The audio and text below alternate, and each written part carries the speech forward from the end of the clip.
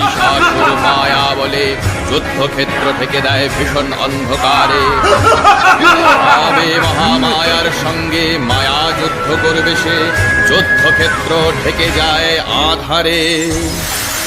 মহামায়ার বিপুল জ্যোতি তীর রূপে অগ্নিপক্ষীর পাখায় ত্রিলোক ভুবন পরিব্যাপ্ত করে স্বর্ণ আলোক ধারায় অদৃশ্য অসুরের মায়া জাল ছিন্ন করে দিল। পুনরায় অসুর প্রকট হলো।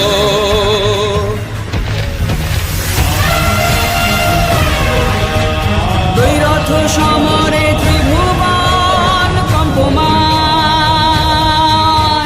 রুদ্ররূপী মহামায়া যুদ্ধক্ষেত্রে প্রেরণ করেন সিংহবাহন। হস্তিরূপী মহিষাসুর ভয়ঙ্কর বৃংহনে যুদ্ধে আসে।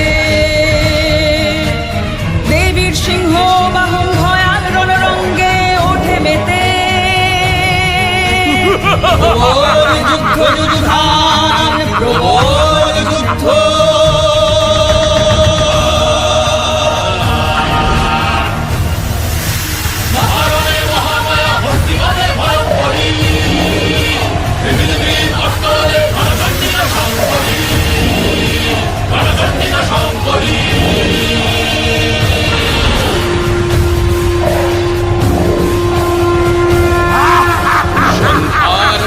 ধারণ করেন চণ্ডিকা দেবী বিশ্বকাপে প্রলয় গর্জনে।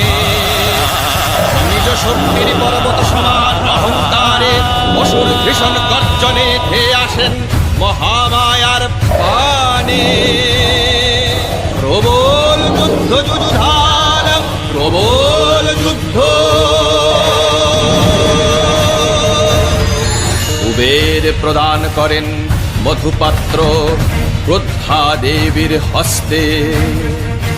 গর্জ গর্জ ক্ষণং মূঢ়া মধুয়াবৎ পিবাম্যহম ময়া ত্বয়ি হতেত্রৈব গর্জিষ্যন্ত্যাশু দেবতাঃ।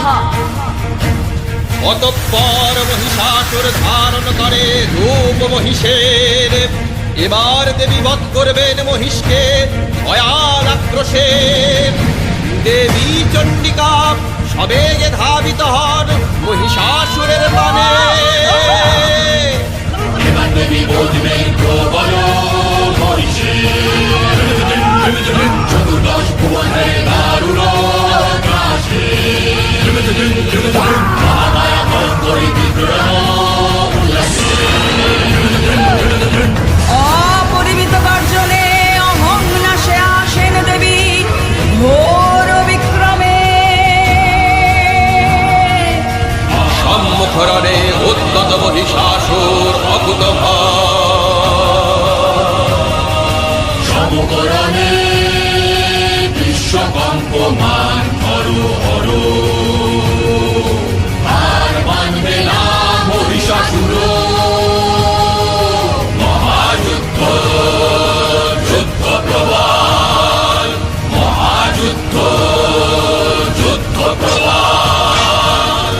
মহিষাসুরের অন্তিম সময় আসন্ন। দেবী মহিষকে নিপাতিত করে বামপদের বৃদ্ধাঙ্গুষ্ঠ ধরেন চেপে তার মুখে। ত্রিশূলে বিদীর্ণ করেন তার প্রাণ।